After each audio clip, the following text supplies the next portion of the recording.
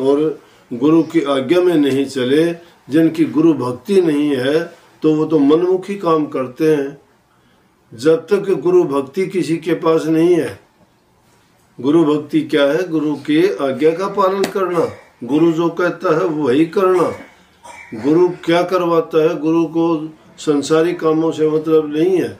गुरु आपको कहता है पहली चीज चरित्रवान बनो, घरों में सुख शांति खुशहाली रखो, बच्चों को अच्छी तालीम अच्छी शिक्षा और अच्छे संस्कार दो, अपने ईमानदारी सच्चाई का और हक हलाल की कमाई खाओ, अच्छे और सच्चे बन के रहो, किसी को अपने स्वार्थ के लिए अपने लालच के लिए कष्ट मत दो। किसी को अगर दुख दोगे तुम सुखी नहीं रह सकते। कर्म का ये परिणाम है कि वो लौट के तुम्हारे पास आता है। जो जैसा कर्म करेगा वैसा ही उसको कर्म भोगना पड़ेगा। वो कर्म उसका पीछा नहीं छोड़ता है। अगर हमने किसी को इशारा भी कर दिया तो भी उसका भी कर्म का फल मिलेगा। किसी वक्त की बात है, एक राजा था। परंपरा ये थी कि जब भी किसी की शादी होती राजघराने में तो पहले दिन वो अपने घर नहीं जाते थे। शादी के बाद राजा के लड़के की शादी थी।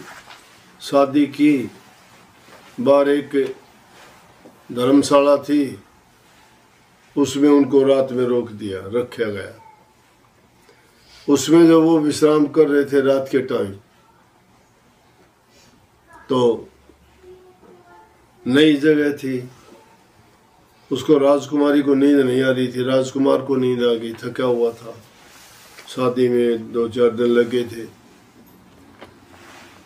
उसको जब नींद नहीं आई थी तो जब राजाओं महाराजाओं की परंपरा थी कि लड़कियों को भी वो तीर तलवार हथियार चलाने की शिक्षा दिया करते थे। इसीलिए उन घरों में अपने यहाँ नहीं सुनी, झांसी जैसी रानी योद्धाओं से भी योद्धा थी। वो बड़े बड़े योद्धाओं के छक्के छुड़ा दिए, अंग्रेजों के कितने लोगों को धराशायी किया। तो अगर वो नहीं जानती तो नहीं होता। और भी बहुत से राजपूत लड़कियों के ऐसे उदाहरण हैं कि जिन्होंने वक्त पड़ने पे दुष्ट आदमियों के तलवार लेके छाती के ऊपर बैठ गई और उनके माफ़ी मांगने पर ही उनका जीवन बख्शा। और कितनों को उन्होंने अपने दम पर धरती मिट्टी चटा दी, क्योंकि जब वो जानते थे तो ही ना। बहुत से योद्धाओं को उन्होंने इस चीज़ से हरा भी दिया। तो राजघराने की थी, राजकुमारी थी, उसने भी अभ्यास किया हुआ था, शिक्षा ली हुई थी हथियार चलाने की। उसने देखा तलवार टंगी थी राजकुमार की कि इसकी तलवार कैसी है। जिसको जो काम करता है आदमी और दूसरा आदमी को देखता है तो जानता है तो बताता भी तेरी ये चीज़ कैसी है, हमारी तो ऐसी है। वो तलवार को ऊपर से देखने लगी। क्या हुआ कि तलवार हाथ से छूट गई, राजकुमार की गर्दन पे पड़ी। राजकुमार के 2 हिस्से हो गए, गर्दन अलग धड़ अलग। अब क्या करे? सुबह को क्या जवाब देगी? जब उसे कोई जवाब नहीं सूझा तो उसने क्या किया, जोर जोर से चिल्लाना शुरू कर दिया। उसमें कोई था ही नहीं, उस मंदिर में रहता नहीं था कोई। उस सराय में एक महात्मा था बस। जोर जोर से चिल्लाए, इधर उधर से लोग आए, बोले क्या बात है क्या बात है। बोला कि इस महात्मा ने मेरे घर वाले को, इस राजकुमार को मार दिया। महात्मा था बेचारा, चुप रहा कि उसने किया ही नहीं, वो काम क्या करे। कुछ नहीं कहा, राजा के सामने बात गई। और राजा न्यायकारी होते थे। राजा ने पूछा उससे, कोई जवाब नहीं। बोला भाई ठीक है, इसने जुल्म किया, अत्याचार किया है, तो इसके जो है जिस हाथ में तलवार पकड़ता हाथ काट दिया। देन हाथ काट दिया। कुछ नहीं बोले। हाथ कटने के बाद महात्मा चला गया। लोग कहने लगे आप महात्मा होके आपने क्यों जुल्म किया? तो राजकुमार से क्या दुश्मनी थी आपकी, क्यों आपने मारा? जब लोगों के सामने करने लगे, अरे तुम नहीं जानते। बोले जानते क्या है? तो बात जाहिर होगी, अगर कोई बात थी तो राजा को कहता। तो बात क्या था कि राजा के सामने कहता जो राजा के लायक होती, मेरा कर्म था ये। बोले आपका कर्म कैसे था? कि पिछले जन्म में मैं महात्मा ही था और मैं एक जंगल में बैठा हुआ तप कर रहा था, अपनी साधना में बैठा था। मैंने देखा कि एक गाय भागी हुई आ रही है, उसके पीछे कसाई लगा हुआ है।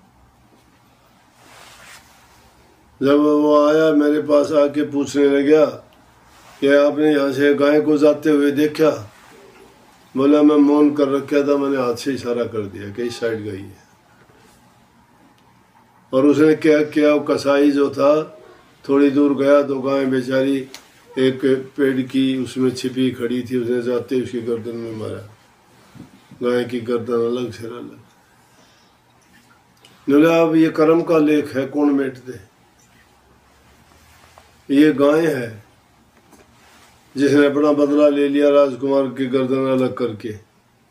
ये कसाई था, ये राजकुमार, इसने गाय को मारा था, गाय ने अब इससे ले लिया। बोले इनने तो ले लिया, आपने क्या किया था? बोले मेरे हाथ ने इशारा किया था। इस हाथ का इतना कसूर था, इशारा किया था, उसकी सजा इसको मिल गई। अब क्या करता हूँ, क्या बताता, कौन इतबार करता है इस बात? इसलिए कर्म का लेख इंसान के साथ चलता जाता है। कर्म बनाना चाहिए, कर्म सुधारना चाहिए।